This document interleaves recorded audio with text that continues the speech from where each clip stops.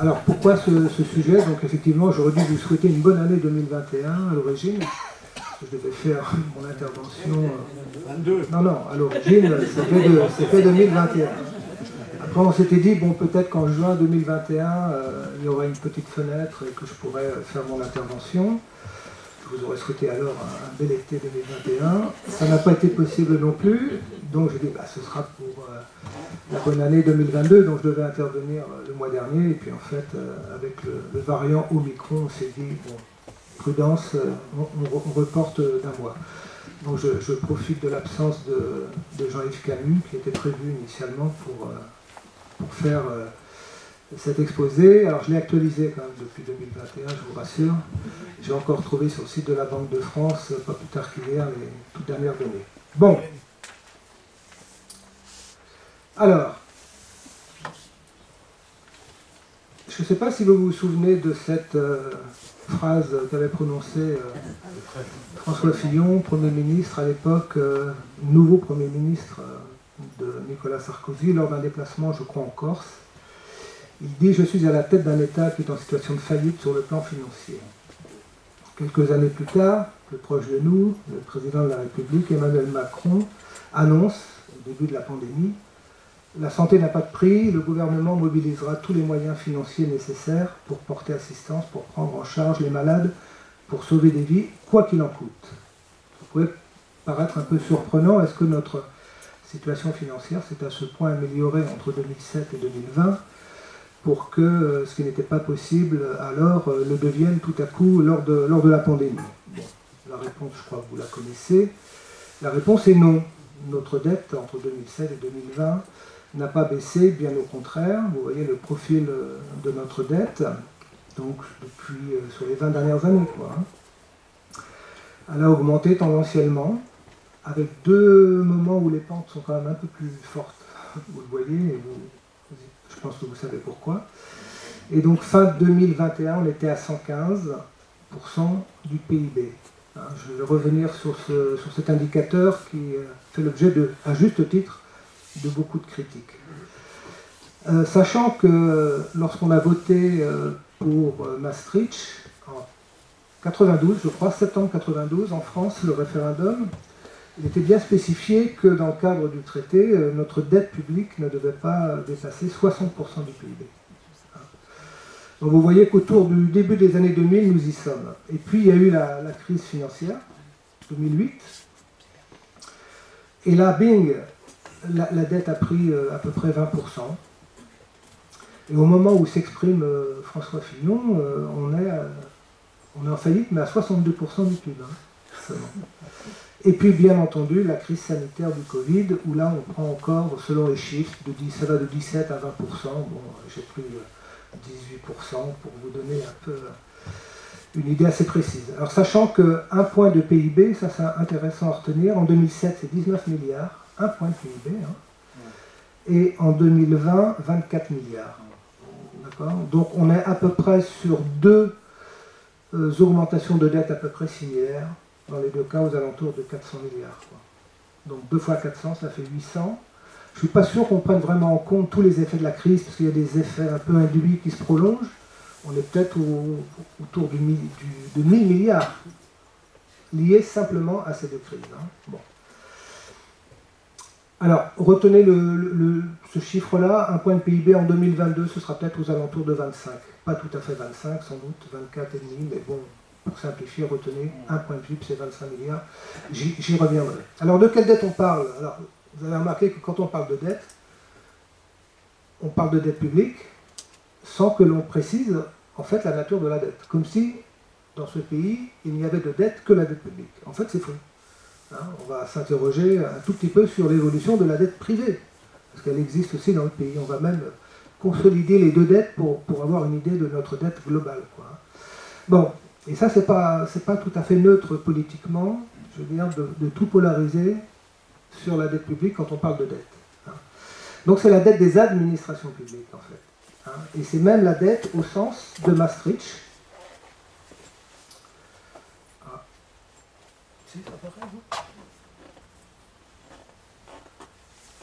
Voilà. Donc c'est la dette au sens de Maastricht, c'est-à-dire la dette de l'État, la plus importante évidemment, mais c'est aussi la dette des collectivités territoriales, donc communes, départements, régions, et c'est la dette de la sécurité sociale. D'accord ? Donc la dette publique, au sens de Maastricht, cumule ces trois éléments-là.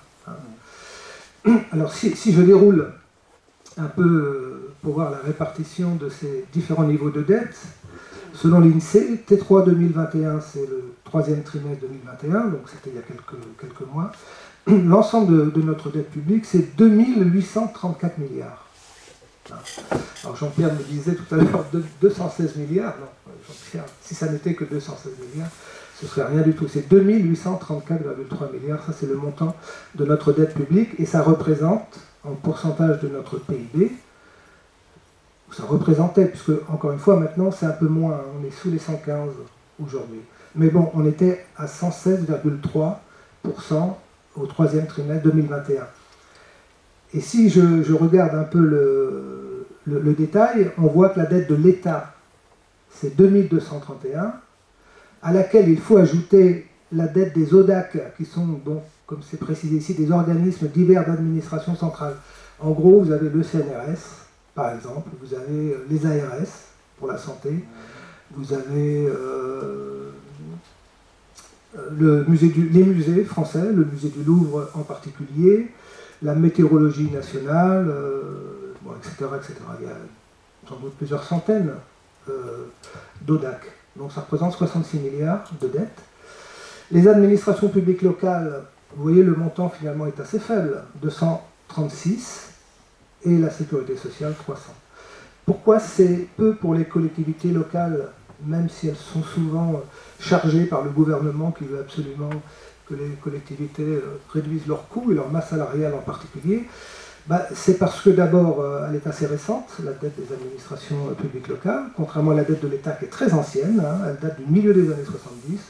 On n'a plus d'excédent budgétaire depuis 1974 ou 1975 en France. Hein. Bon, donc c'est une dette très ancienne qui s'est donc cumulée évidemment avec le temps. Et pour les collectivités locales, elle est beaucoup plus récente. Et vous savez peut-être que les collectivités locales doivent dégager un excédent de fonctionnement. Donc elles ne peuvent emprunter que pour l'investissement. Donc ça réduit quand même considérablement les possibilités d'endettement.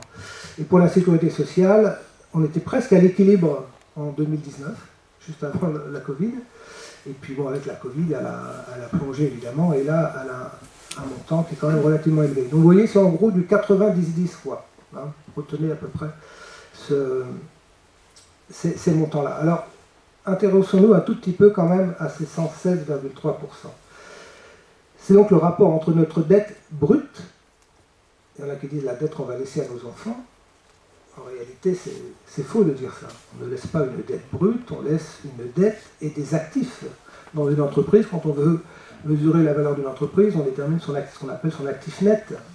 Bon, il y a des ressources, il y a des dettes évidemment, mais il y a en face de l'actif. Bon, en France quand même, il y a quand même des actifs. Pour ceux qui ont connu la France des années 60, par exemple, et la France d'aujourd'hui, ça n'a strictement rien à voir. Donc on laisse aussi à nos enfants quand même des actifs, on ne leur laisse pas simplement une dette. Mais ça fait partie quand même du discours, hein, que l'on nous ressort assez régulièrement. Donc c'est la dette brute rapportée au PIB. Voilà, donc on arrive à ce chiffre de 116%. Ça veut dire qu'en gros, en un peu plus d'un an, on a remboursé de création de richesse. On rembourse notre dette publique. Est-ce que c'est beaucoup? Est-ce que c'est peu?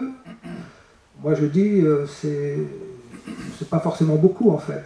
Hein, même si dans l'esprit des gens, on veut nous angoisser avec cette dette publique. Hein.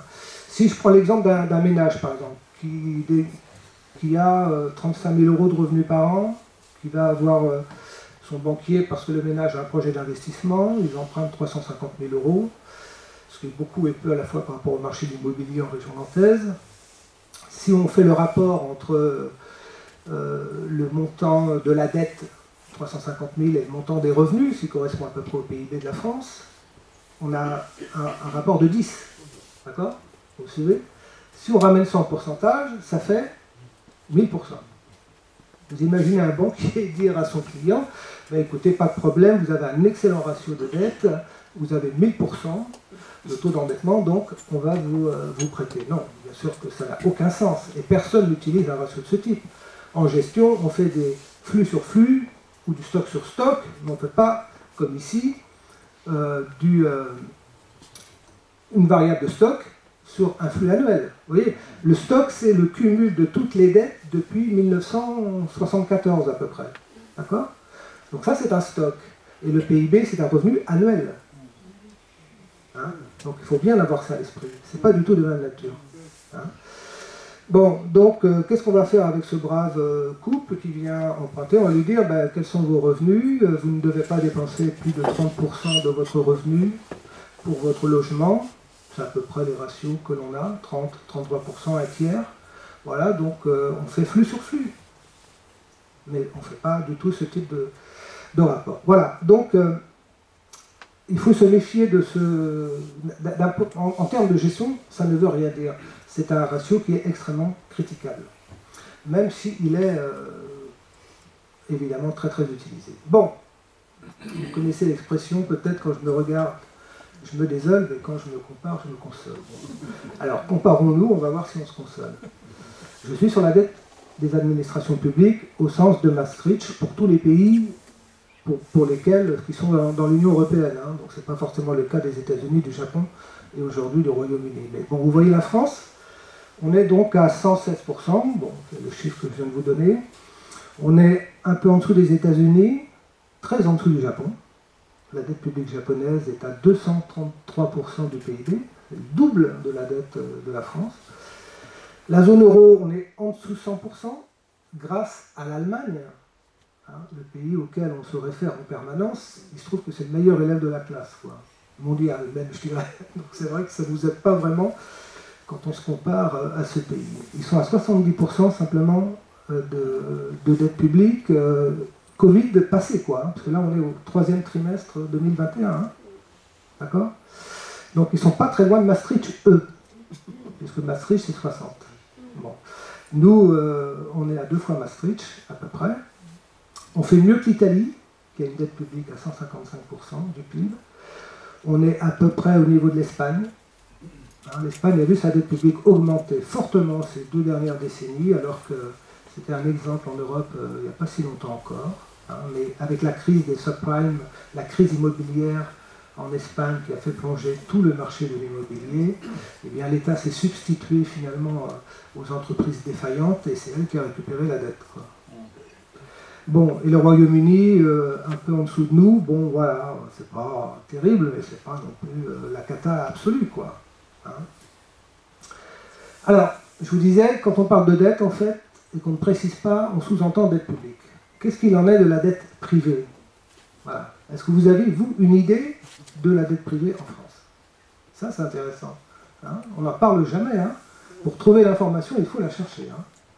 Bon, AMF, c'est les agents non financiers, c'est-à-dire en gros les ménages et les entreprises.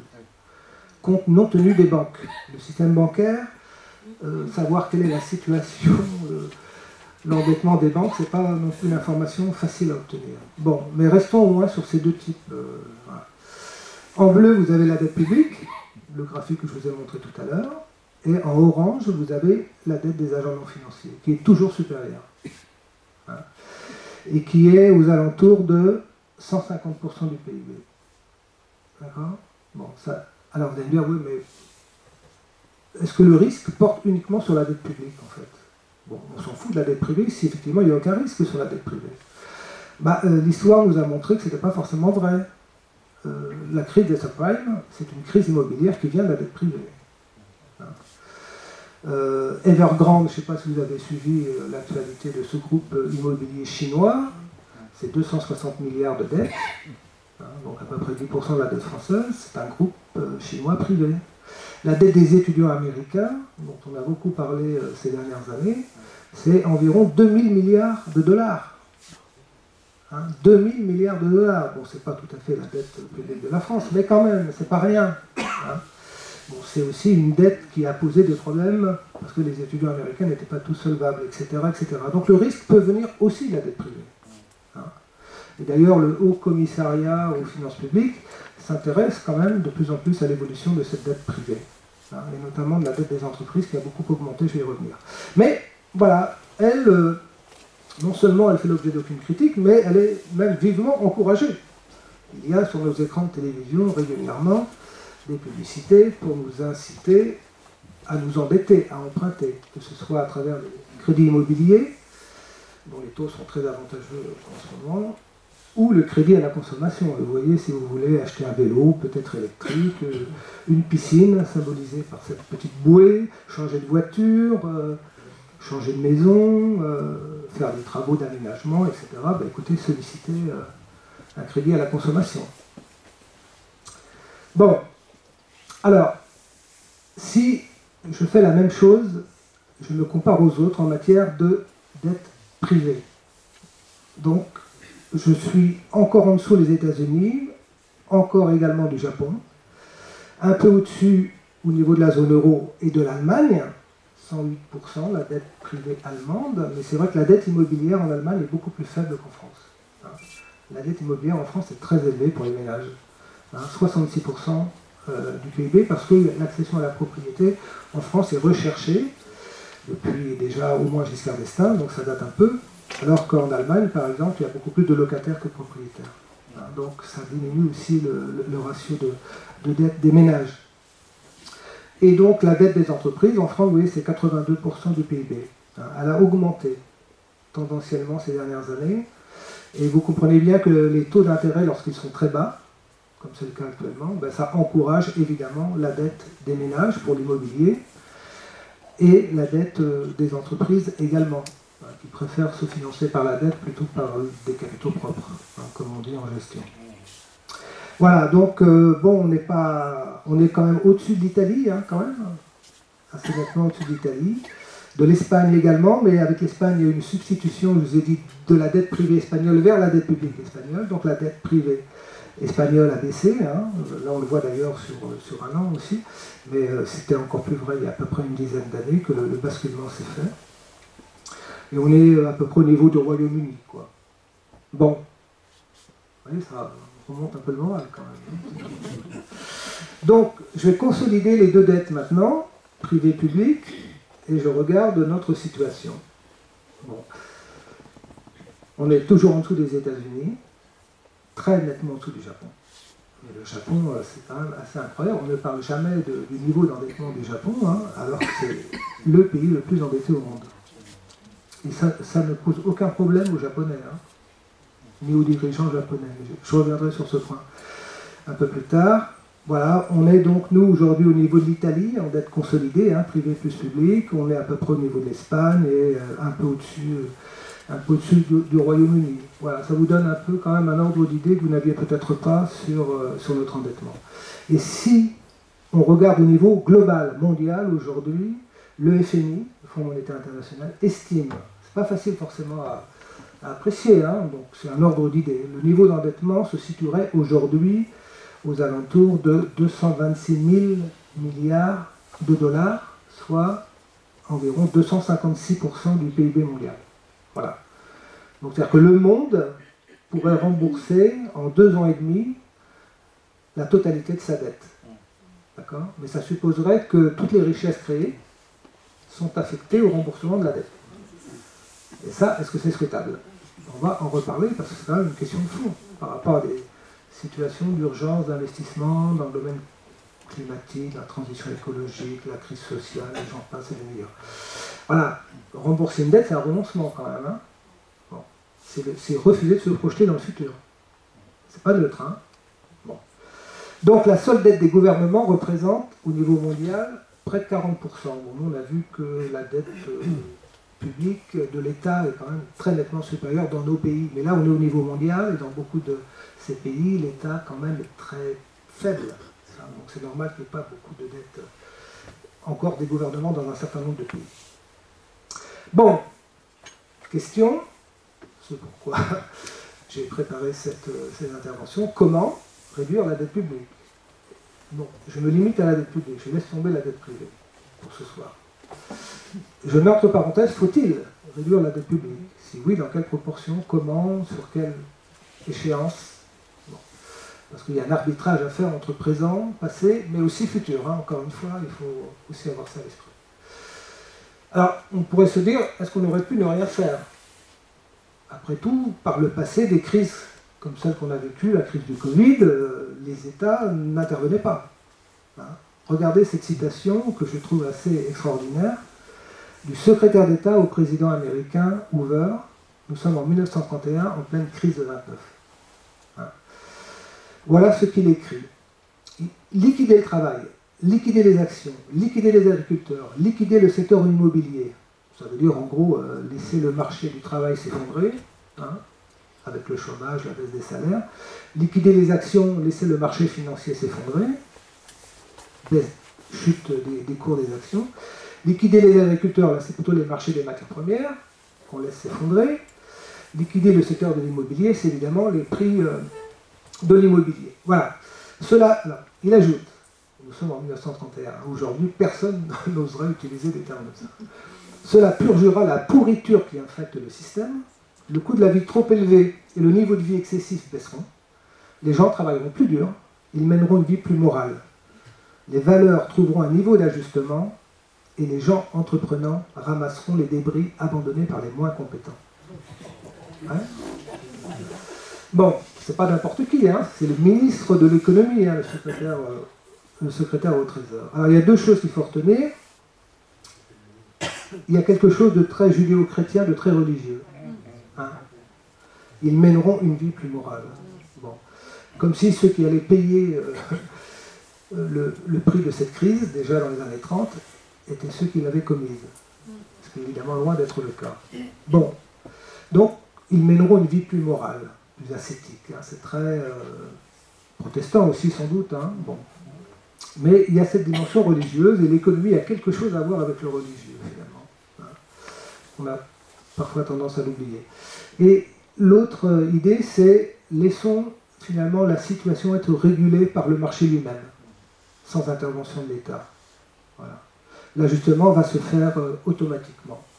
Et on est dans cette vision libérale de l'époque, hein, néoclassique, comme on dit en théorie économique, où finalement on considère que l'économie fonctionne un peu comme la physique, quoi. Hein. Ça fonctionne parfaitement, pour peu que l'on se garde d'intervenir. Donc l'État est absent de toute régulation. Voilà. Avec le succès que l'on sait, puisque derrière il y a la montée du nazisme en Allemagne, et puis ça débouche sur la Deuxième Guerre mondiale quand même, hein, cette situation. Bon, mais c'était l'esprit de l'époque. Il y a un économiste dont je vais vous parler un petit peu aujourd'hui, qui est Keynes, qui est le grand économiste de cette première partie du XXe siècle, qui va aller voir le président Hoover, déjà dans ses débuts des années 30, avant même d'avoir publié sa théorie générale, et qui essaye de l'inciter à accepter de prendre des mesures de régulation pour éviter l'effondrement total du système américain. Bon. Et Hoover ne va pas beaucoup l'écouter. Un tout petit peu, mais très peu. Il va falloir attendre les élections suivantes avec Roosevelt et le fameux New Deal, où là va s'enclencher une autre approche de la politique économique. Je vais y revenir. 90 ans plus tard, Joe Biden, donc l'actuel président des États-Unis, il vient d'être élu, dit « La recherche économique montre qu'en période de taux d'intérêt très bas, et c'était le cas, et c'est toujours le cas d'ailleurs, des mesures de relance immédiates, même financées par la dette, sont justifiées. » Donc là, c'est un changement total d'analyse sur le plan économique. Alors, regardons comment les outils de politique économique ont évolué. Alors les deux outils que je vous présente ici, c'est la politique monétaire et la politique budgétaire. Je vais être très rapide, mais la politique monétaire, c'est l'idée de dire que la Banque centrale, elle peut agir pour faire baisser les taux, ses taux directeurs, en situation de crise. Parce que ce n'est pas la peine d'avoir des taux très élevés quand l'économie s'effondre. Au contraire, il faut baisser les taux pour inciter les investisseurs à investir, les ménages à s'endetter pour essayer de relancer l'activité économique. Ça, c'est la politique monétaire.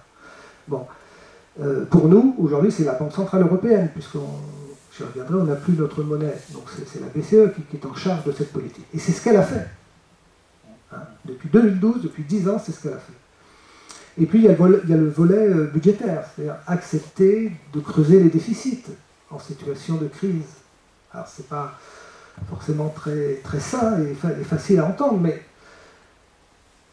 l'État a les moyens, par une politique budgétaire volontariste, de soutenir l'économie et éviter un effondrement encore plus profond de l'économie. Et ça veut dire accepter les déficits. Et donc potentiellement l'accroissement de la dette. Et Keynes, là-dessus, il était très clair. Il dit, lorsque la situation sera réglée, il sera temps, à ce moment-là, en situation de croissance, de réduire ces mêmes déficits et cette dette. On va dire, oui, mais nous, le problème, c'est que, en dehors des situations de crise, on n'a pas réduit notre dette. Ce qui est vrai.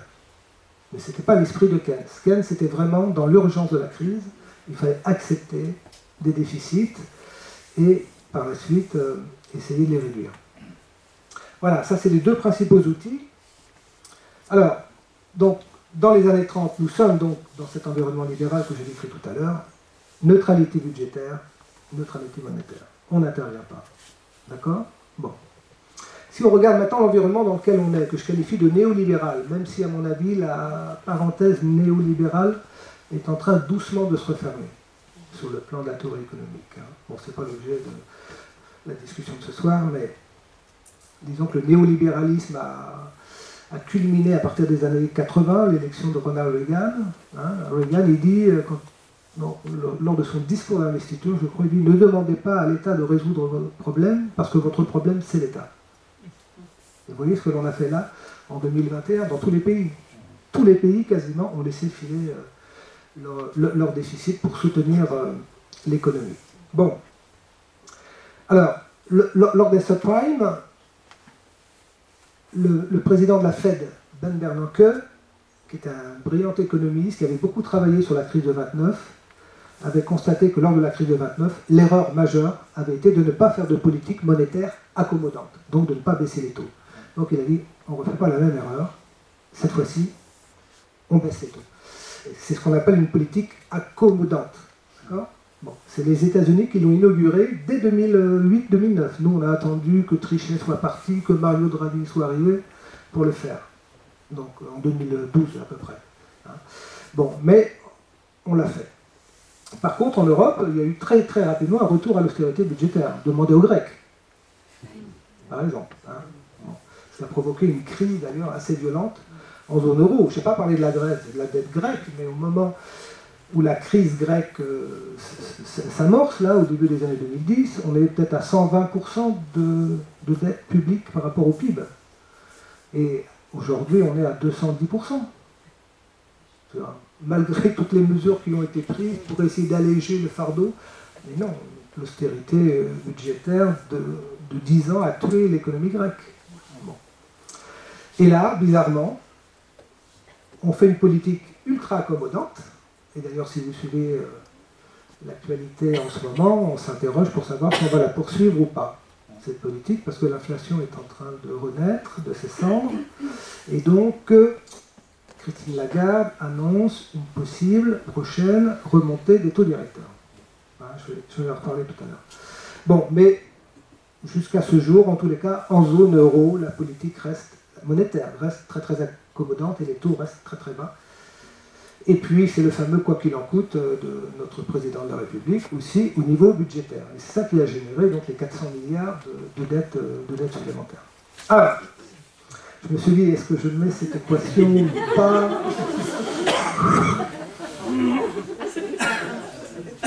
Bon, je l'ai laissée. En fait, elle est très simple. Tous les étudiants en gestion et en économie connaissent évidemment cette équation qu'on pourrait dire c'est une équation coût-bénéfice, en fait, assez simplement. Donc vous avez C0, avec un signe moins, c'est la dépense initiale, la dépense que l'on fait aujourd'hui. Et puis vous avez un plus, avec un signe somme, CF, ça veut dire des cash flows, enfin des flux de trésorerie, bon, bref, des gains, voilà, ou des économies de coûts que l'on va réaliser dans le futur. Voilà, donc vous faites une analyse intertemporelle entre combien ça me coûte aujourd'hui, combien ça va me rapporter demain. Prenons l'exemple d'un agriculteur qui veut changer son tracteur, il dit, ça me coûte 100, pendant 10 ans ça va me rapporter 10. Donc la 11e année, mon investissement est rentable. Hein, bon. Sauf que l'agriculteur commet une petite erreur, il ne tient pas compte de ce que l'on appelle le taux d'actualisation. C'est-à-dire que 10 dans 10 ans n'aura pas la même valeur que 10 aujourd'hui. Donc il faut actualiser. Voyez, et le taux d'actualisation, là, petit i, finalement, comment le dire, c'est la représentation que vous avez du futur, la valeur que vous donnez au futur. Si vous dites i égale 0, par exemple, ça veut dire le présent égale le futur. La valeur du futur est égale à la valeur du présent. D'accord? Si vous dites i est positif, vous dépréciez le futur, en fait. Parce que vous voyez que le petit i, il est au dénominateur. Donc si il augmente, eh bien votre numérateur va baisser. D'accord? Donc ça c'est très important parce que l'actualisation, en fait, c'est un peu psychologique. Hein. Quelle représentation a-t-on du futur? Là, par exemple, avec ce qui se passe en Ukraine, aujourd'hui, des risques de conflit, on peut penser que ce petit i a augmenté, parce que la prime de risque par rapport au futur augmente. Et si les bourses ont beaucoup chuté aujourd'hui, hein, c'est aussi parce que ça a été pris en compte, anticipé par les marchés, cette situation. Alors c'est justifié ou pas justifié, on verra dans 6 mois peut-être que ce sera oublié tout ça, mais vous voyez, ce taux d'actualisation, c'est vraiment une représentation que l'on a du futur, de la confiance que l'on a dans l'avenir. Hein. Bon, bref, si vos cash flows ou votre trésorerie ou vos gains sont supérieurs à votre dépense initiale, actualisée, eh bien vous avez un gain net. Et vous vous dites, j'investis. Voilà. Si les gains sont supérieurs au coût, j'investis. Si par contre les gains futurs sont inférieurs au coût initial, je n'investis pas. Je vous donne deux exemples pour illustrer ça. La crise écologique climatique. Il y a eu un rapport très important en 2006, le rapport Stern. Qu'est-ce qu'il a dit? C'est pour ça que je dis l'inaction a un coût. Hein? Ce rapport dit, bon, on peut ne rien faire. Et si on ne fait rien, on aura une perte d'au moins 5% du PIB chaque année. C'est-à-dire, je n'engage pas de dépenses aujourd'hui, je ne fais rien. D'accord? Bon, il dit les estimations des dommages pourraient s'élever à 20% du PIB chaque année. Vous vous rendez compte? Un point de PIB, c'est 25 milliards. À peine 25. Donc vous imaginez 20% de PIB, ce que ça représenterait comme coût. Donc, il dit en revanche, les coûts de l'action, donc on intervient, à savoir réduire les émissions de gaz à effet de serre pour éviter les pires conséquences du changement climatique, peuvent se limiter à environ 1% de PIB mondial chaque année. Vous voyez? Donc on fait un calcul économique entre ce que ça nous coûte aujourd'hui et l'économie de coût que l'on va avoir demain grâce à l'investissement qu'on fait aujourd'hui. Donc, investissons dans l'écologie, hein, c'est un peu ça qu'il faut retenir, pour réduire les dommages demain. Voilà, c'est ce type de raisonnement qu'on fait. Alors je ne dis pas qu'on investit à hauteur des besoins en fait, hein, et des risques que l'on supporte, mais tout le monde a conscience qu'il faut investir. Hein, je reviendrai sur le prêt que fait l'Europe en son nom de 750 milliards. Il est fléché ce prêt, et il est fléché notamment sur des investissements écologiques. Parce qu'on a quand même cette conscience que moins on fera, et plus on prend le risque d'avoir des coûts demain insupportables. Bon, deuxième exemple, la crise sanitaire. On a dit, si on vaccine tout le monde, ça nous coûte 50 milliards de dollars, et ça représente une économie de coût de 30 000 milliards de dollars. Donc, faisons-le. On ne l'a pas fait d'ailleurs, hein, au cinéma. Mais vous voyez, voilà, parce que le coût est très faible au regard des économies de coût demain. Bon. Eh bien, pour la crise sanitaire, c'est exactement ce qui s'est passé. On s'est dit, si on ne fait rien, eh bien, ce sera pire demain. Donc, agissons. Et on a très largement agi, puisque rien que la dette Covid, on l'estime à 260 milliards, à la fois sur l'État et sur les comptes sociaux, quoi. 150 milliards sur l'État et le reste à peu près sur les comptes sociaux. Donc on s'est dit, il faut le faire, quoi. Donc, et je pense que c'était la bonne décision à prendre.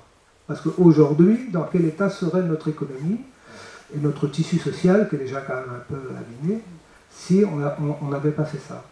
Hein. Bon, il n'empêche qu'on oublie très vite, quoi. Et que dès aujourd'hui, il y en a qui nous disent « La France vit au-dessus de ses moyens ». Attendez, on a traversé 2 crises. Ces 2 crises, c'est peut-être 1000 milliards dans les 2 cas. Les Français ne sont pas responsables. La crise financière, c'est pas une catastrophe naturelle, quand même. Hein, derrière, il y a des responsables, qui n'ont pas payé d'ailleurs, hein. Très très peu. Ben Bernanke, il a écrit, il a regretté que les coupables n'aient pas été sanctionnés. On a pris des mesures de restriction budgétaire. Par exemple, le gel du point d'indice dans la fonction publique. Voilà, 2010. Bon. On l'a fait à ce moment-là parce qu'on s'est dit qu'il faut revenir à une forme d'austérité budgétaire. Donc on a fait payer aux agents de service public, finalement, quelque chose pour lequel ils étaient totalement étrangers, enfin, absolument pas responsables. Bon. Et on s'étonne de l'état de délabrement de nos services publics 12 ans après, quoi, du manque d'attractivité des métiers, etc. etc.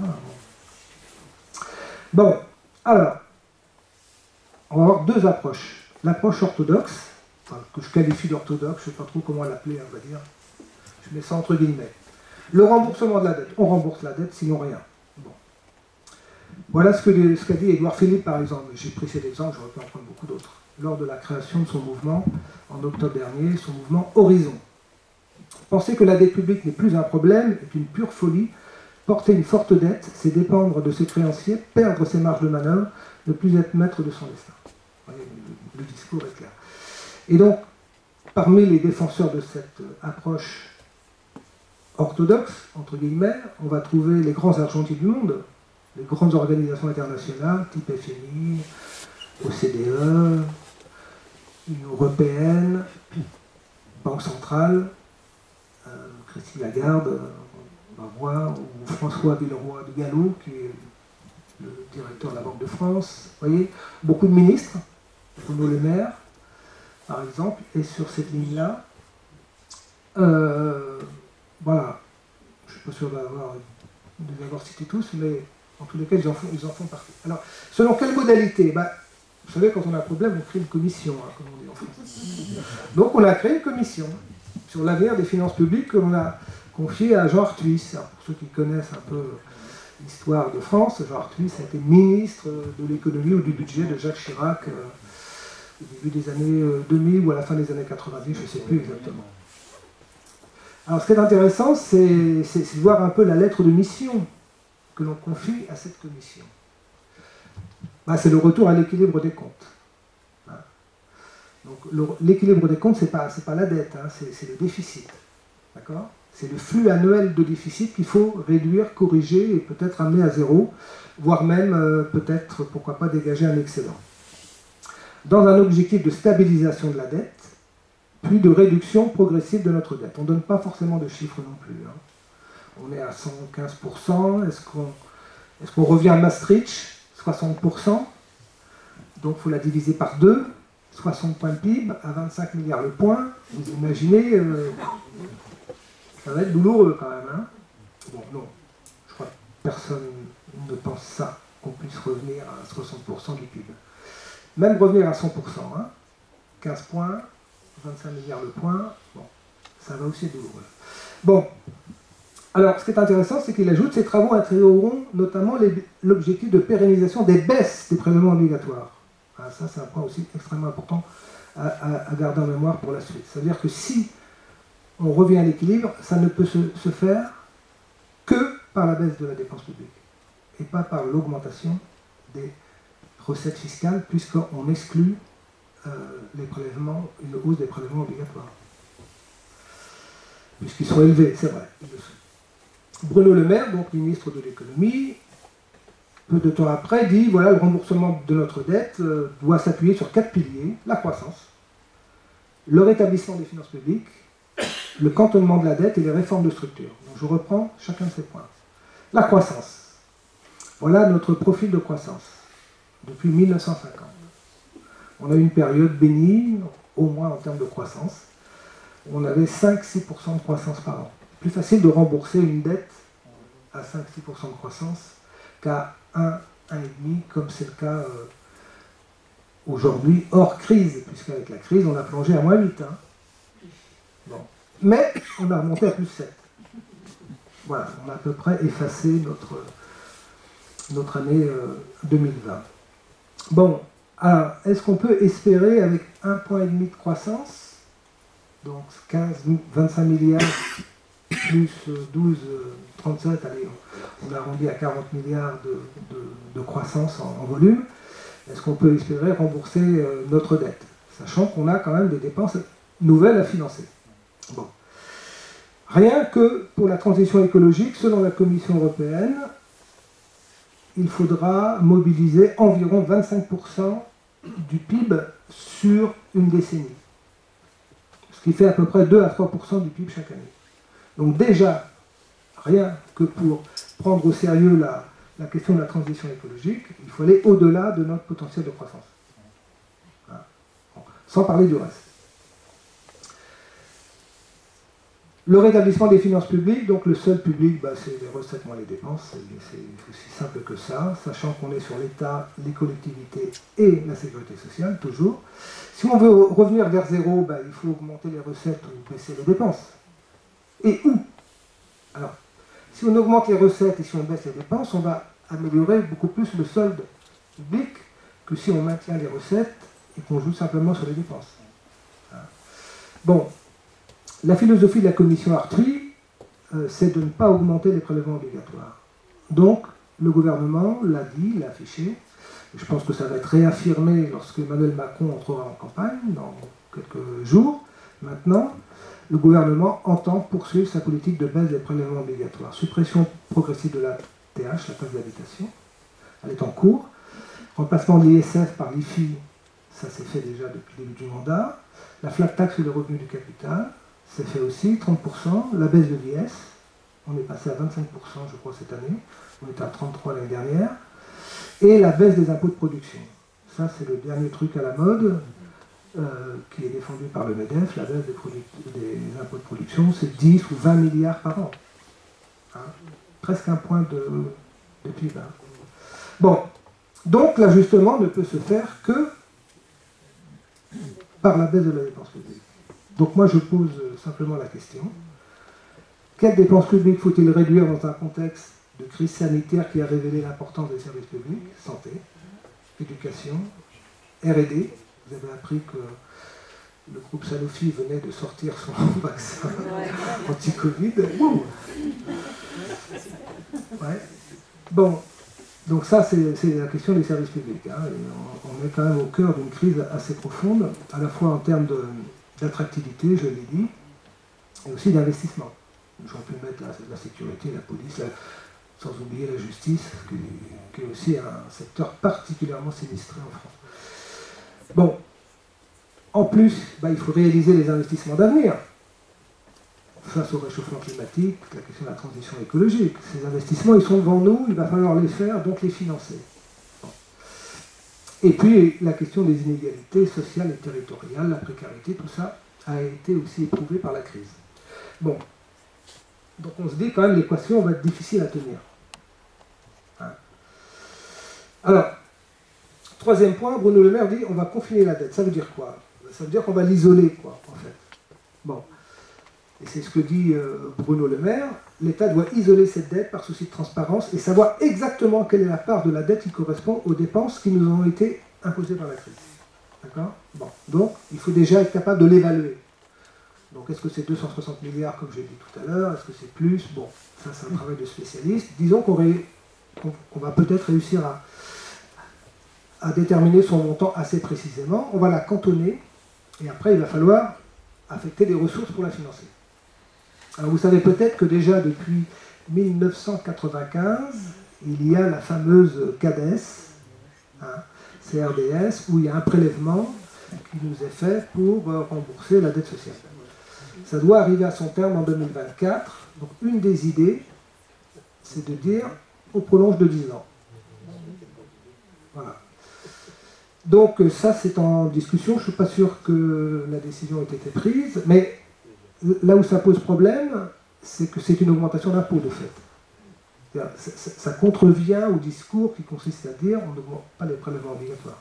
Mais bon, c'est une des pistes qui est envisagée aujourd'hui, et aussi éventuellement d'affecter une partie de l'IS, de l'impôt sur les sociétés, pour essayer de rembourser progressivement dans le temps cette dette Covid.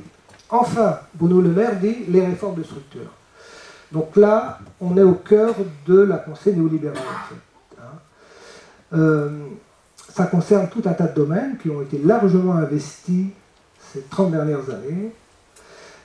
C'est la question du marché du travail, de sa nécessaire flexibilité. Il y a eu énormément de lois, la dernière étant la loi travail, hein, je crois, au cours de ce quinquennat. La baisse du coût du travail qui passe non pas par la baisse des salaires, mais plutôt par la baisse des cotisations sociales, hein, qui est privilégiée. Les impôts de production, j'en ai parlé. C'est la question de notre système de protection sociale, hein, de la réforme des retraites. Je crois que Didier y a fait allusion tout à l'heure dans son introduction. C'est vrai qu'on sent que les retraites sont au cœur de ce programme d'économie. Hein. Éventuellement les dépenses de santé aussi, peut-être dans une moindre mesure. Les réformes de structure, c'est aussi la question de la formation, donc l'éducation. Là, il y a des choses de fait dans les écoles primaires pour les tout-petits, le dédoublement des classes, etc., etc. Bon, ça, c'est la formation initiale, mais il y a aussi la question de la formation professionnelle avec un succès quand même assez important du nombre d'apprentis en France, qui a augmenté quand même pas mal ces dernières années. C'est aussi donc la question de la baisse de la dépense publique. J'ai parlé du gel du point d'indice. La question des effectifs, même si avec la crise sanitaire, cette question est moins à l'ordre du jour que lors de la précédente campagne présidentielle, je ne sais pas si vous vous souvenez, où là il y avait des annonces assez radicales de 250 000 postes supprimés, je crois que c'était François Fillon. Là, je crois que c'est Valérie Pécresse qui est la plus en pointe sur la question de la réduction des effectifs, mais on n'est pas sur les chiffres de François Fillon d'il y a 5 ans. Parce que la crise sanitaire aussi est passé par là et qu'on se rend compte que le care, comme on dit, hein, on a besoin d'avoir aussi des personnes dans les services publics. Bon, et puis c'est là ce qu'on appelle en termes économiques la politique de l'offre. Bon, donc ce que je dis, c'est que d'après moi, ce qui est aujourd'hui au cœur de ce programme d'économie, de la dépense publique, c'est notre système de protection sociale. Hein. C'est pas nouveau, et en particulier la réforme des retraites. Et ce que j'ai ajouté, parce que j'ai retrouvé ça m'a paru intéressant, le Conseil de l'Union européenne, dès 2019, avant la Covid, appelait la France à réformer son système de retraite pour uniformiser progressivement les règles des différents régimes en vue de renforcer l'équité et la soutenabilité de ces régimes. Bon, ça fait penser un peu à la réforme à points qui était dans les cartons d'Emmanuel Macron quand il a été élu et qu'il a abandonné là récemment, en fait. Mais la question quand même de l'équilibre de notre régime de retraite, elle reste posée. Et dans le cadre du prêt européen de 750 milliards, il y a une recommandation également de l'Europe pour que cette question de la réforme des retraites soit à l'agenda de la France. Voilà, là j'ai trouvé un article récemment, là vous voyez, le mois dernier, le grand défi qui attend le prochain chef d'État, c'est les Échos.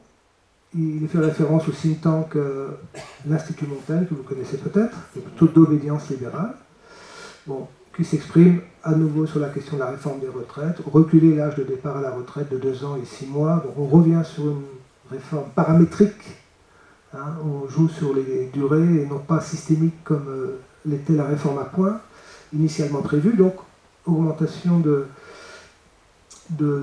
départ de l'âge à la retraite de 2 ans et 6 mois, donc on est à 62 aujourd'hui, on sera à 64, voire 65, ça rapporterait 17 milliards sur 5 ans, etc. Modération des hausses des dépenses d'assurance maladie, voire la réduction des effectifs de l'État, ou la baisse de dépenses affectées au sport, au loisir, à la culture. Voilà. Donc on est un peu... Bon là c'est un think tank qui émet des vœux, des propositions, après les candidats s'en emparent ou pas, c'est autre chose. Bon, deuxième approche, à l'opposé de la première, hein, clairement, c'est l'approche hétérodoxe, ou les approches hétérodoxes. Bon, il y a eu, il y a 1 an à peu près, une tribune dans Le Monde, signée par 150 économistes, qui plaident en faveur de l'annulation de la dette Covid. Pas l'annulation de la dette. Hein. L'annulation de la dette totale, c'est 2800 milliards. La dette Covid, c'est quand même beaucoup moins. Bon, mais a émis cette proposition en disant l'annulation de la dette Covid permettrait aux États de lancer des nouveaux programmes d'investissement d'un montant équivalent pour financer la transition écologique et réparer la casse sociale, économique et culturelle. Parmi les signataires, il y avait quelqu'un que vous connaissez sans doute, Thomas Piketty. Bon, alors, dans l'histoire, est-ce qu'il y a déjà des situations où les dettes publiques ont été annulées? Ça, c'est intéressant. Alors, on connaît, enfin les étudiants en économie connaissent tous le code de Hammurabi, hein, c'était dans la lointaine Mésopotamie, en 1750 avant Jésus-Christ. On a retrouvé les 200 articles du code il y a à peu près un siècle, hein, c'est assez récent. Et c'est l'article 48 là, que j'ai repris, et qui dit « Si un homme a été tenu par une obligation productive d'intérêt, et si l'orage a inondé son champ et emporté sa moisson, ou si faute d'eau le blé n'a pas poussé dans le champ, dans cette année, il ne rendra pas le blé au créancier, trempera dans l'eau sa tablette, donc comme c'était des tablettes en argile, vous voyez ce que ça veut dire, on efface purement et simplement la dette, et ne donnera pas l'intérêt de cette année. » D'accord? Bon, donc c'est quelque chose de très très ancien, même dans les religions monothéistes, on retrouve cette idée de l'annulation des dettes, du jubilé des dettes. Bon. Alors je trouvais ça intéressant. Alors là, on est sur une catastrophe naturelle. Bon, personne n'est responsable. Encore une fois, je ne dirais pas que dans le cas de la crise de 2008, on soit dans ce cas-là. Hein, ce n'est pas une catastrophe naturelle. Est-ce que la crise du Covid, on peut la considérer comme une catastrophe naturelle ou pas? C'est discuté. Je n'ai pas la réponse. Il y en a qui disent non, c'était finalement assez prévisible, compte tenu d'un certain nombre d'éléments liés à nos écosystèmes, etc. Bon, peut-être. En tous les cas, ça se rapprocherait plus de la crise actuelle que de la crise de 2008, quand même, cette situation-là. Donc, on efface les dettes. Hein. Et l'objectif pour le roi Hammurabi, c'est un objectif de justice en tant que réparateur de l'équité, d'accord, et ça c'est intéressant, garant de l'ordre public. Qu'est-ce que ça veut dire? Ça veut dire que lorsque dans des sociétés les niveaux d'inégalité croissent et deviennent intolérables, il y a un risque que la société bascule dans la violence. Donc, il prend une mesure un peu d'ordre économique, mais qui a quelque chose à voir quand même avec les situations de violence. Et on a un peu oublié dans nos sociétés que la question de la violence aussi, elle est à prendre en compte dans le traitement, dans la gestion finalement de nos économies. Alors, j'aurais pu vous citer des exemples quand même un peu plus récents. En 1953, donc on est après la Deuxième Guerre mondiale, l'accord de Londres, je crois, annule plus de 60% de la dette de l'Allemagne. Sachant que le reste, on avait dit, on verra plus tard lorsque l'Allemagne sera réunifiée. Quand elle l'a été, on n'a pas demandé à l'Allemagne non plus qu'elle rembourse le solde de sa dette. Hein. Je ne sais pas si vous vous souvenez, au moment de la crise grecque, les Grecs ont rappelé aux Allemands ce passage de leur histoire. Hein. Ça n'a pas forcément fait plaisir aux Allemands, mais objectivement, et pour de bonnes raisons. Parce qu'après la Première Guerre mondiale, Keynes, l'économiste dont je parlais tout à l'heure, a écrit en 1919 un livre qui s'appelle « Conséquences économiques de la paix », où il dit « Attention », et il vise la France et Clémenceau, si vous exigez de l'Allemagne des réparations trop importantes, vous allez créer les conditions d'une guerre à venir. Hein. Et c'est évidemment ce qui s'est produit dans les années 30, même si la montée du nazisme doit aussi beaucoup à la crise de 29 et pas simplement aux accords de Versailles, mais quand même, hein, ça a joué. Donc voilà, donc on s'est dit, ben, l'Allemagne finalement, en plus il y a l'ogre soviétique en face, donc on ne veut surtout pas que l'Allemagne de l'Ouest bascule du mauvais côté, donc on annule une bonne partie de sa dette. Et on va lui donner tout un tas de facilités hein, pour que cette Allemagne se développe. Ce qu'elle a fait d'ailleurs au-delà de nos espérances, puisqu'elle est très largement devant la France aujourd'hui. Lorsqu'il y a eu la chute du mur de Berlin, un pays comme la Pologne a vu sa dette vis-à-vis de la France annulée de moitié. Les États-Unis ont annulé aussi leur créance sur la Pologne de 80%. Et je pense qu'à partir du moment où le mur est tombé et que la Pologne a cessé d'être un pays satellite de l'Union soviétique, tout ce qu'elle devait à l'Union soviétique a été effacé. Ce qui fait que la Pologne aujourd'hui peut se targuer, sans s'enorgueillir, mais d'avoir une dette publique finalement assez faible. Ça, c'est lié à l'histoire. Donc, il y a dans l'histoire des situations d'annulation de dette. Dire le contraire, ce serait mentir. Bon, alors est-ce qu'on peut annuler la dette Covid? Alors, il y a eu dans le cadre du mouvement des Gilets jaunes, mort à la dette. Il y a des mouvements derrière, hein, attaques notamment et d'autres. Bon, alors il faudrait que les États européens, membres de la zone euro, obtiennent de la BCE que celle-ci annule les créances qu'elle détient sur ces mêmes pays. Voilà.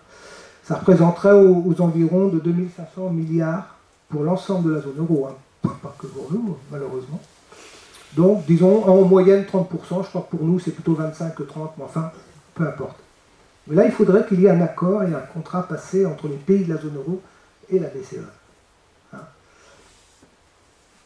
Bon, c'est pas le cas, évidemment.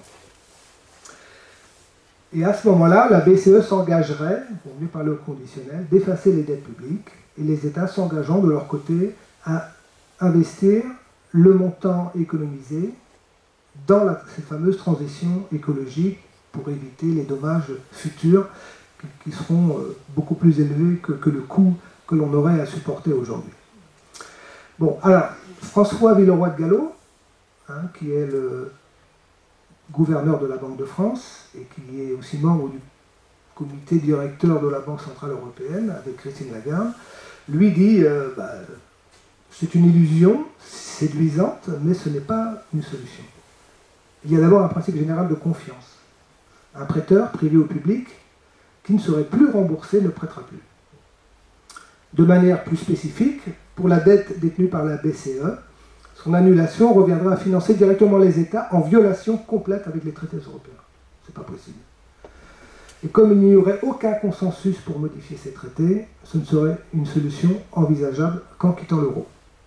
Alors j'ai souligné confiance, euro et violation des traités. Et je vais revenir sur ces 3 points. La question de la confiance dans la monnaie, d'abord, qui est une question essentielle. Je vous pose la question suivante, vous avez 4 heures. Une monnaie est-elle utilisée parce qu'elle a de la valeur, ou a-t-elle de la valeur parce qu'elle est utilisée?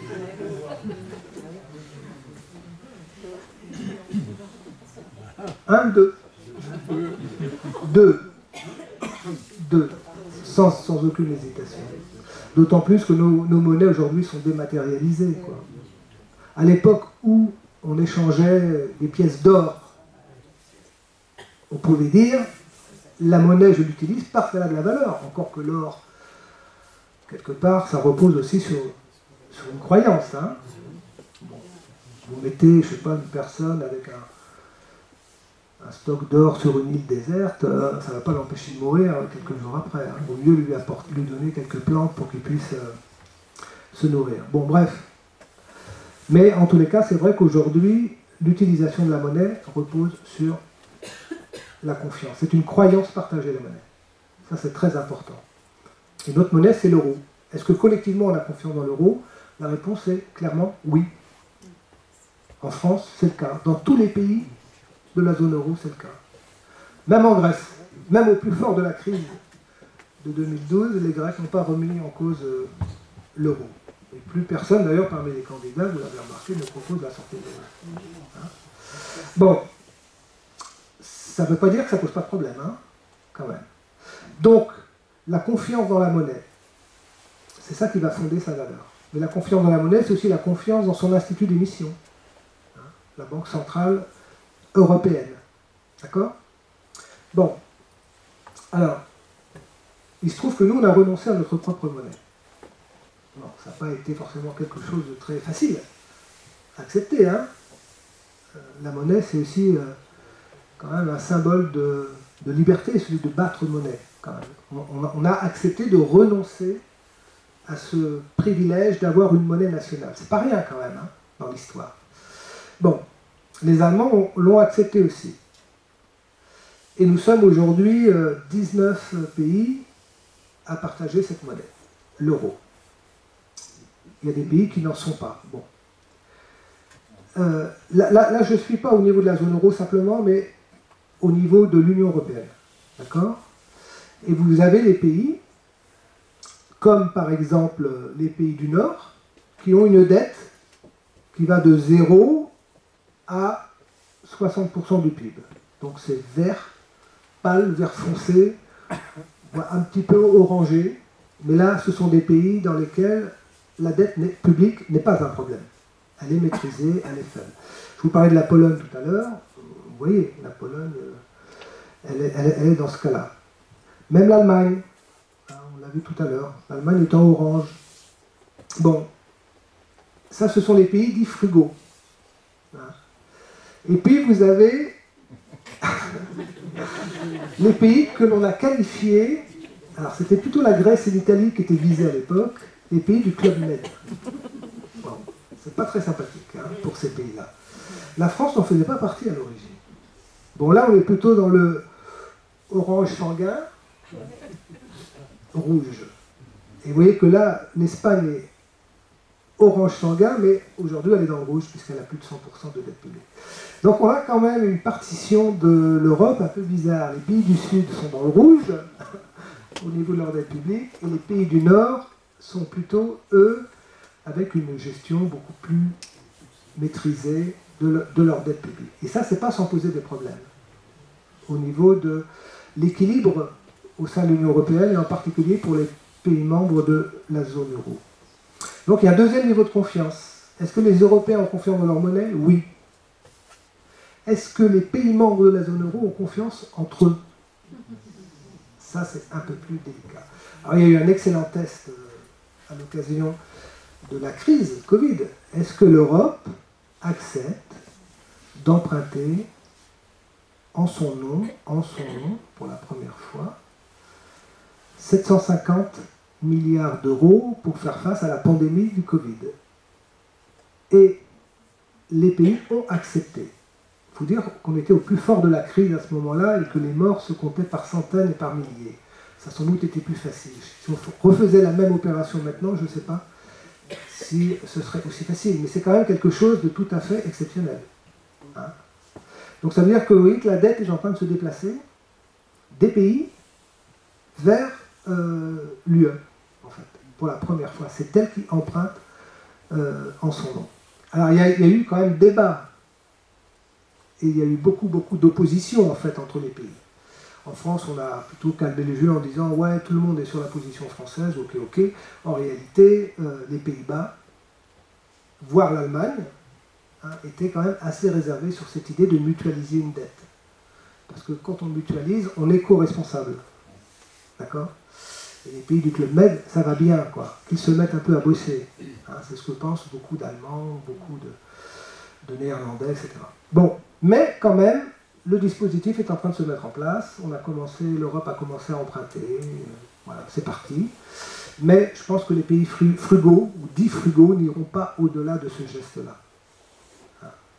Parce que la crise sanitaire, comme la crise financière, a encore un peu plus polarisé les pays de la zone euro. La zone euro reste quand même assez fragile. Est-ce qu'elle pourra se maintenir dans le temps? On verra. Mais en tous les cas, il y a des fragilités et on ne peut pas dire que la création de l'UE a favorisé une convergence des économies. C'était le pari. Ça faisait partie de l'argumentaire au tout début. Non, c'est plutôt une divergence à laquelle on assiste entre pays du Nord et pays du Sud. Et nous, on est clairement dans les pays du Sud quand même aujourd'hui. Alors que ce n'était pas le cas encore il y a une quinzaine d'années. Bon, pour l'instant, la politique monétaire de la BCE essaie de tenir tous ces pays ensemble, en menant une politique très très accommodante, qui fait que la Grèce emprunte à peu près au même taux que la France, qui emprunte à peu près au même taux que l'Allemagne. Vous voyez ce que je veux dire? En 2012, juste avant que la BCE ne mène cette politique de soutien, c'est Mario Draghi, qui est italien, c'est important qu'il l'a fait, parce qu'il savait bien que son pays était en grande difficulté. Et bien juste avant que Mario Draghi ne lance sa politique très volontariste de baisse des taux et de quantitative easing, la Grèce empruntait à 27%. Vous voyez? Donc vous aviez l'Allemagne qui empruntait à 10 ans à 1,5, et dans la même zone monétaire, vous aviez la Grèce qui empruntait à 27%. Donc cette situation-là n'était pas tenable. Et forcément que ça allait exploser à un moment ou à un autre. Donc Mario Draghi est arrivé, Super Mario, et je vais vous en reparler. Bon, alors, si on n'annule pas la dette, on peut la faire rouler. C'est une technique que tous les agents économiques connaissent bien. Les ménages, avec un crédit revolving, comme on dit, eh bien, un emprunt remplace l'autre. Bon. Les entreprises aussi pratiquent le roulement de la dette. Et les États, évidemment, aussi. Donc la dette, on ne la rembourse pas, on paye les intérêts, ça roule. Hein, la dette devient perpétuelle, quoi. Alors, il y en a qui disent que c'est une discrète annulation rampante. C'est joli comme expression, je trouve. Bon, à condition, toutefois, que pour les nouveaux emprunts, les taux restent aussi intéressants pour les emprunteurs, que ce soit les États, les entreprises ou les ménages. Et c'est là qu'on est dans une situation aujourd'hui assez particulière, parce qu'il y a une reprise de l'inflation. Hein, je vais revenir sur ce point. Mais tant que la politique monétaire est très accommodante, comme l'a initié Mario Draghi il y a 10 ans, eh bien, on peut faire rouler la dette. Voilà. Et regardez, on ne regarde plus la courbe bleue, ça c'est la dette qui monte, qui monte, qui monte, hein, on arrive à quasiment à 120% du PIB, ça c'est la courbe bleue. Ce qu'il faut regarder, c'est la courbe verte. C'est beaucoup plus sympathique quand même. Elle descend. Hein. Et vous voyez que, là je sais pas, c'est 1995, voilà, on a ici 3,5% de charge d'intérêt, hein, en pourcentage du PIB. Aujourd'hui, on est à peine 1%. Plus on s'endette, moins ça nous coûte cher en intérêt. Ça, c'est formidable. Donc, ce qui compte, c'est plus le coût de la dette que son montant. Regardez un exemple. Hein. En 1997, la charge de la dette, donc que les intérêts payés, s'élevait à 45 milliards d'euros sur le budget. Il devrait tomber cette année, en 2022, à 26 milliards. Donc, c'est pas moitié moins, mais presque. Alors que la dette est passée dans le même temps de 60 à 120%. D'accord? Donc ça a été possible grâce à Super Mario. Et c'est là qu'aujourd'hui, il y a une véritable interrogation. Qu'en sera-t-il demain, dans les prochains mois, prochaines semaines? Et c'est pour ça qu'il faut suivre, comme le lait sur le feu, les annonces de Christine Lagarde. Hein? Là, en ce moment, c'est vraiment très très important. Parce qu'on va sans doute assister à une remontée probable des taux. Parce que si l'inflation reprend, et là j'ai entendu aujourd'hui qu'avec la crise en Ukraine, le cours du blé, parce que l'Ukraine, c'était, on disait, le grenier de l'URSS autrefois. Ça reste un grand pays exportateur de blé. Le cours de blé ont flambé. Donc peut-être que sur le gaz, sur le pétrole, on va voir la même chose. Donc ça va encore alimenter un peu plus l'inflation. Dans ce cas-là, la BCE, elle se doit d'intervenir. Dans ses statuts, elle peut accepter une inflation inférieure ou égale à 2%. Point barre. C'est dans son mandat. Aujourd'hui, on est à plus de 3%. En France. Hein. Aux États-Unis, ils sont à plus de 7% d'inflation. Hein. Et déjà, la Banque centrale américaine, la Fed, a commencé à remonter ses taux. Mais si les taux directeurs des banques centrales remontent, les taux d'intérêt des banques vont remonter mécaniquement. Et à ce moment-là, les charges financières de tous les emprunteurs, là je parle des États parce que c'est ça qui nous intéresse, mais ça vaut aussi pour les ménages ou pour les entreprises, vont aussi augmenter. Il va y avoir moins d'investissement parce que le coût du crédit augmente.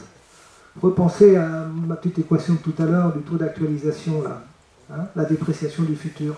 Il va y avoir moins d'investissement parce qu'ils seront moins rentables, parce que le coût du crédit sera plus élevé. Donc ça va ralentir l'économie, l'augmentation du chômage, bien sûr. Et pour nous, ce qui nous intéresse au niveau de la dette publique, le déficit augmente.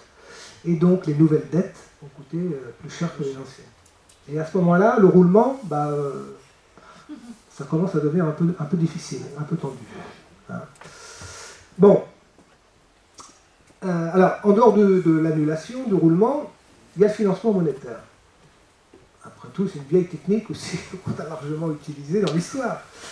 Alors, on appelle ça en anglais the hélicoptère monnaie, la monnaie hélicoptère, que l'on doit à un économiste, prix Nobel d'économie, Milton Friedman. Bon, il n'était pas partisan, évidemment, lui, de ce type de technique, hein, mais vous voyez bien le principe. Vous avez du haut un hélicoptère qui jette comme ça des masses de billets à l'ensemble des Européens. Donc finalement, l'argent est versé directement soit aux États, c'est une possibilité, soit directement aux ménages. Ce que les États-Unis ont fait là pendant la crise. Hein. Il ne faut pas se raconter l'histoire, ça a été fait. Mais au niveau de la BCE, au niveau de la zone euro, c'est rigoureusement interdit par les statuts. Mais bon, une économiste, Jésabel Coupé-Soubeyran, qui fait partie de ces économistes qui ont signé le manifeste dont je parlais tout à l'heure, elle dit les règles monétaires aujourd'hui interdisent le financement monétaire. Une banque centrale ne peut pas financer directement un État. Mais il me semble que le contexte actuel nécessite que l'on revienne sur cette interdiction. Cela permettrait de monétiser une partie des dépenses pour faire face à la crise sanitaire, sans pour autant renoncer à l'effort d'investissement pour la fameuse transition écologique. D'accord ? Bon, alors, cette proposition, elle a été faite, elle n'a pas été évidemment retenue. Hein. François Villeroy de Galhau l'a dit, Christine Lagarde est très claire. L'annulation de la dette est inenvisageable, elle serait une violation du traité européen qui interdit strictement le financement monétaire des États. Et ça, c'est le cas depuis le traité de Lisbonne et son fameux article 123 qui interdit effectivement aux banques centrales de financer directement les États. Ça s'est fait en France au sortir de la Deuxième Guerre mondiale. La dette publique doit être aux alentours de 200% du PIB. Donc elle est très élevée, beaucoup plus élevée qu'aujourd'hui. Il y a toute la France à reconstruire. Il y a des filières industrielles à mettre en place. C'est une grande filière gaullienne, si vous voulez. Donc tout ça a nécessité beaucoup d'argent. Bon. Qu'est-ce qu'on a fait? On a mis en place ce qu'on appelle le circuit du trésor, qui a fait que finalement, les États, la France, a pu se financer grâce à l'argent collecté par la Banque de France et grâce aux avances du Trésor sur l'État français. Sinon, on n'aurait pas pu redresser le pays comme on l'a fait, et puis lancer l'industrie aéronautique, nucléaire, pétrolière, parapétrolière, et j'en passe, vous voyez.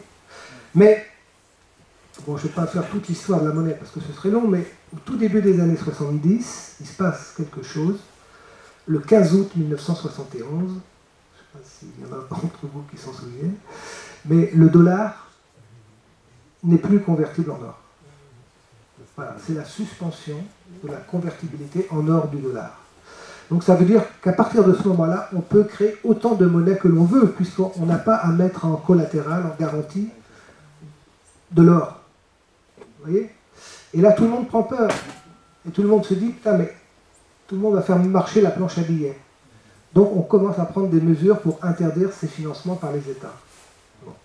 Ça partait peut-être d'un bon sentiment. C'est Pompidou en France qui va mettre ça en place dans ces années-là.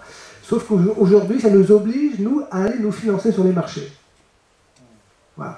Et à être aussi sur la dépendance de ces mêmes marchés. Et à payer à l'intérêt à nos créanciers sur les marchés. Donc tant qu'ils sont sympas avec nous et qu'ils n'exigent pas des taux d'intérêt élevés, ça va. Et je vous rappelle que la France a longtemps emprunté... ces derniers mois, ces dernières années, à des taux négatifs. Bon, c'est terminé là. Hein. On est repassé en positif. Mais quand même, ça reste encore des taux qui sont relativement faibles.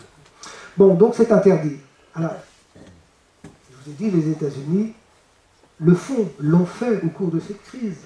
Alors, on ne va pas faire beaucoup de publicité autour de ça, mais dès le début 2020, en pleine pandémie, au Royaume-Uni, la tribune dit « Au Royaume-Uni, un tabou vient de tomber. La Banque centrale a annoncé publiquement qu'elle allait financer directement certaines dépenses de l'État. Voilà. » Bon, cette mesure extraordinaire, mais temporaire.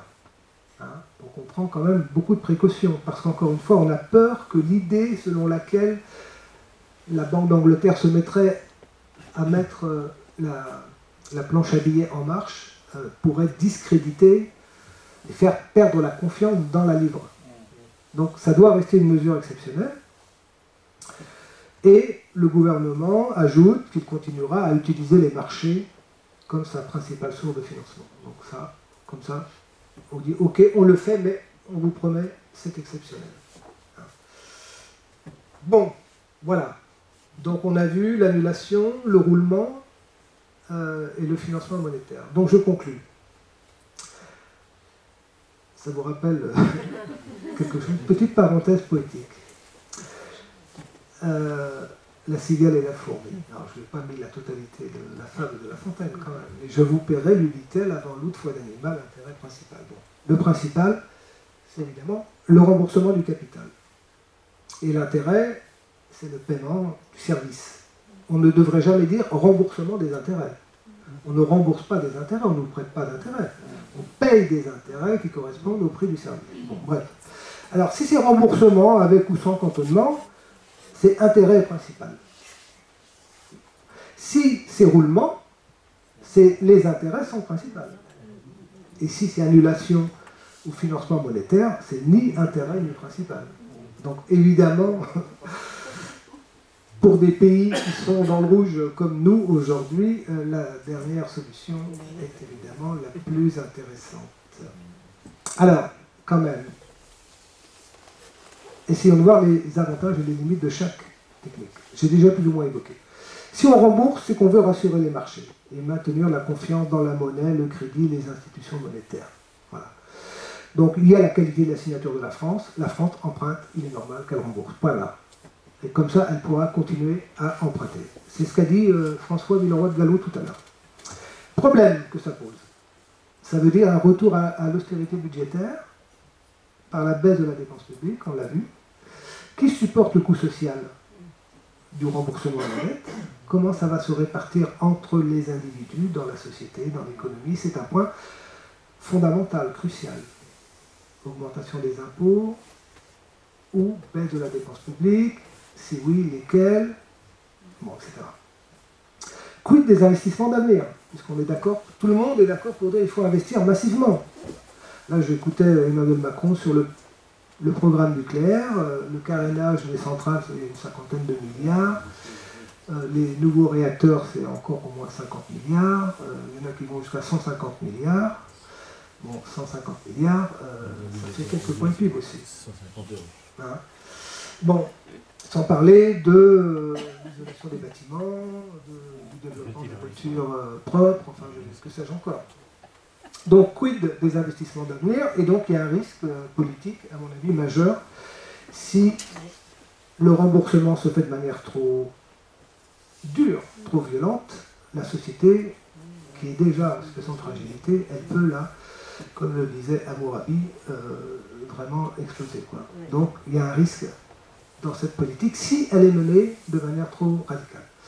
L'annulation, au moins pour la partie détenue par la BCE, techniquement, c'est possible. Alors, il y en a qui disent les traités l'interdisent. Oui, bon, on sait aussi qu'un pays ne pouvait sortir de l'Union européenne.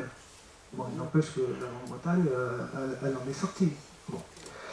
Ça permet de baisser le ratio dette sur PIB, de fait. Ça préserve les investissements d'avenir et ça donne des marges sur le plan budgétaire.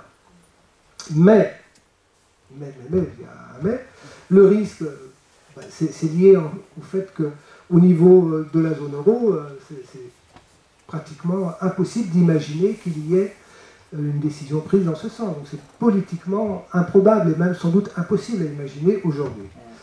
Bon, ça pose la question de l'euro, en fait de la crédibilité de la monnaie et de la Banque centrale, et est-ce que les créanciers privés, c'est ce que sous-entend Villeroy de Gallo, mais il ne faut pas tout à fait l'exclure, est-ce que les créanciers privés continueront à accorder la même confiance à ces différents États, alors que leur banque centrale a purement et simplement annulé une partie de la dette? Donc ce risque, il ne faut pas non plus quand même totalement le sous-estimer. Le roulement, bon allez c'est cool, on va tout doucement vers une dette perpétuelle, on paye les intérêts, mais comme les taux sont bas, on ne paye pas grand-chose en réalité, une vingtaine de milliards prévus pour 2022, ce sera à mon avis un peu plus. On peut continuer à investir et on a des marges de manœuvre sur le plan budgétaire. La dette demeure malgré tout, hein, et il faut, encore une fois, je l'ai dit, que la Banque centrale continue à avoir une politique très accommodante et donc des taux d'intérêt extrêmement bas. Parce que sinon, ça ne pourra pas rouler longtemps. Hein. Et financement monétaire, ben, c'est indolore. Ça permet de ne pas lourdir la dette. Ça ouvre des marges budgétaires également, mais ça n'est possible que pour des pays qui ont leur souveraineté monétaire. Ce qu'ont les États-Unis, et ils le font.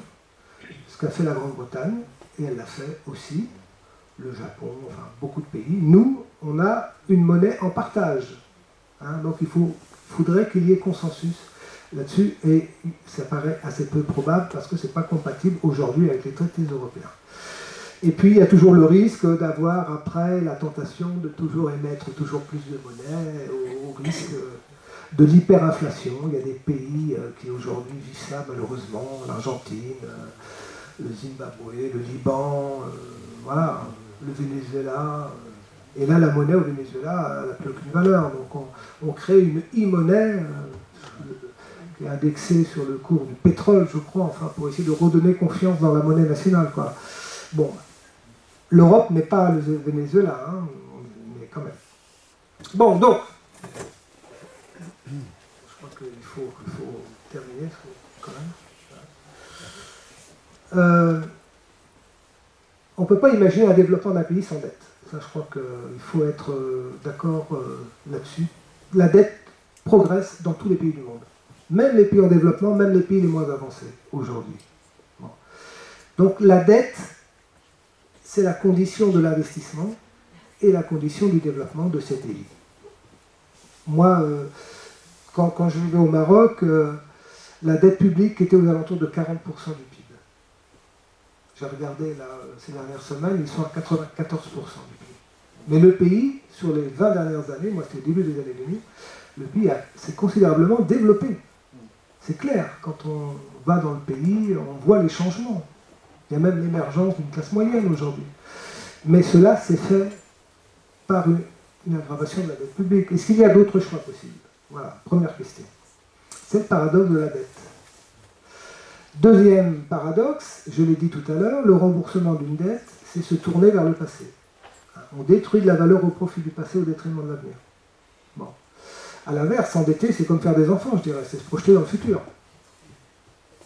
C'est prendre un risque, mais c'est avoir quand même une vision positive et plutôt optimiste du futur. Bon. J'entendais là qu'à Nantes, des hommes de moins de 30 ans demandaient à faire une vasectomie. C'est assez étonnant qu'à cet âge-là, aussi jeune, parce qu'ils ne veulent pas d'enfants. Et il y a pas mal d'articles là-dessus. Donc c'est aussi un refus de se projeter dans le futur. C'est avoir du futur une image très dépréciée. Avoir un taux d'actualisation très élevé. Ça doit être un problème aussi pour une société. Bon, donc on a quand même besoin, une entreprise, si elle s'endette, c'est parce qu'elle a des projets aussi. Des projets d'investissement. Bon, autre problème, il va falloir trancher ce dilemme. Les dettes n'ont sans doute jamais été aussi élevées en temps de paix, et les besoins d'investissement jamais aussi importants. Qu'est-ce qu'on fait? Si on veut résoudre la question de la dette, ben, il ne faut pas investir dans ces secteurs pourtant essentiels, peut-être y compris pour notre survie. Donc il faut réfléchir à ça. Autre problème, c'est la question du rôle que jouent les marchés financiers. Un pays comme le Japon, vous avez vu son niveau de dette très très élevé. Mais ce sont les Japonais qui détiennent la dette du Japon. Donc les marchés financiers s'en foutent. Il n'y a aucune pression d'exercer sur les marchés financiers, sur l'économie japonaise. Bon, nous, ce n'est pas le cas. Les 2/3 peut-être de notre dette publique est sur les marchés. Hein. Donc en situation de crise, moi je dis c'est quand même un problème. Hein. Parce que les marchés financiers peuvent exercer des pressions aussi sur les États. On l'a vu avec la Grèce au début des années 2010. Et la dette publique est un bien public. Elle mériterait mieux que d'être laissée, d'être privatisée finalement au profit des marchés. Bon, on n'a pas d'autre solution pour l'instant quand même. Hein. Voilà, il faudrait se renationaliser la dette, quoi. Bon, et puis, mais ça je l'ai dit tout à l'heure, c'est aussi un paradoxe, quoi. On encourage la dette privée et on culpabilise beaucoup par rapport à la dette publique, alors que les investissements publics sont parfois plus nécessaires pour une société et son avenir que des investissements privés. Et voilà, je vous invite à aller sur ce site www.dettepublique.fr, c'est un compteur de la dette qui tourne en permanence, 24 heures sur 24. C'est terrible. Dans le meilleur des cas, vous vous jetez dans l'air, dans le pire des cas, vous vous pendez. Quoi. Quand vous regardez ça, pas plus de 5 minutes. Hein. Bon, à ma connaissance, il n'y en a pas pour la dette privée. Hein. Mais pour la dette publique, c'est... Alors en zone euro, c'est le dernier. Hein. Vraiment, ça fera une petite heure, à peine une heure, non, une heure et quart. Presque dans les clous. Premier point, tous les pays ne sont pas égaux dans la dette. Hein. Les États-Unis ont le dollar est reconnu, accepté partout dans le monde, les Américains peuvent s'endetter en dollars sans aucun problème. With the pencil, comme on disait autrefois. Hein.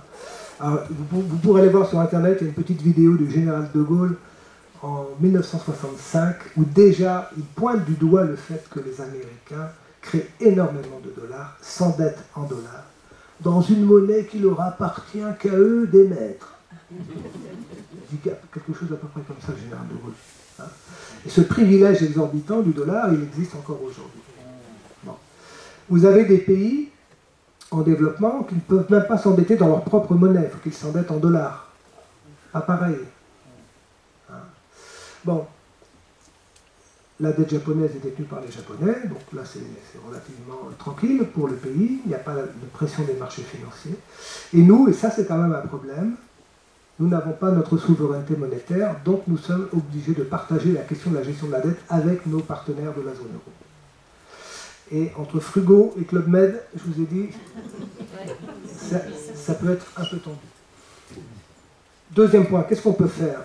Moi je dis, ça n'engage que moi, vous allez me dire, remboursement à marche forcée, plus baisse d'impôts et de la dépense publique, je dis que c'est un cocktail explosif dans une société fragilisée, sur le plan économique, et plus encore sur le plan politique et démocratique. Donc, attention à ne pas... Mais bon, c'était le programme de François Fillon, il y a 5 ans.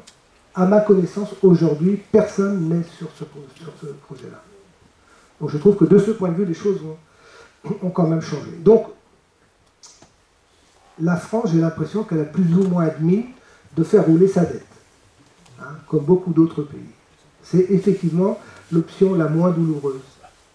Mais, encore une fois, la condition, c'est que la politique monétaire de la Banque centrale reste accommodante.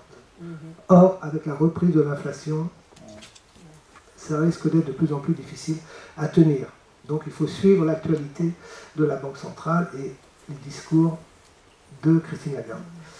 Bon, donc comment on gère la dette en zone euro? Quand même, je l'ai dit tout à l'heure, l'Europe a accepté en son nom de faire un emprunt. Donc vous voyez qu'on va ajouter aux dettes nationales une nouvelle dette qui va être gérée par l'Union européenne. Bon, c'est vrai que jusqu'à présent, la dette de l'UE, c'était 0. Hein. Donc elle a des marges, elle a une bonne signature. Donc elle peut emprunter à des taux très intéressants. Regardez, en juin 2021, elle emprunte à 0,086%. Donc c'est quasiment gratuit. Bon. Donc, bon, de ce point de vue, la construction européenne avance. Et enfin, la France préside le Conseil européen, enfin, le président de la République, candidat, préside le Conseil européen pendant 6 mois, et essaie, avec un certain Mario Draghi, encore lui, qui aujourd'hui est le Premier ministre italien, il n'est plus directeur de la Banque centrale, mais ils ont publié dans la presse, je crois que c'est l'année dernière, un article où ils disent « Nos règles budgétaires actuelles ne sont plus opérationnelles. Il faut les faire évoluer, il faut en changer. » Sous-entendu, les règles de Maastricht. C'est 3% de déficit et 60% de dette. Donc les 3% de déficit, on en est loin aujourd'hui. Hein. On devait être à moins 8 l'année dernière, je ne sais pas combien on sera cette année, peut-être moins 6, moins 7. Donc on est très au-dessus des 3%, et la dette, elle a été multipliée par 2. Donc, voilà, là il y a une réunion, je crois, parce que là c'est avec les Allemands que ça se joue. Hein. Et le Premier ministre allemand, il y a une rencontre prévue début mars sur cette question pour savoir si, au niveau de la zone euro, on accepte de remettre en cause ces règles budgétaires. On verra. Voilà, c'est terminé. Merci de votre attention.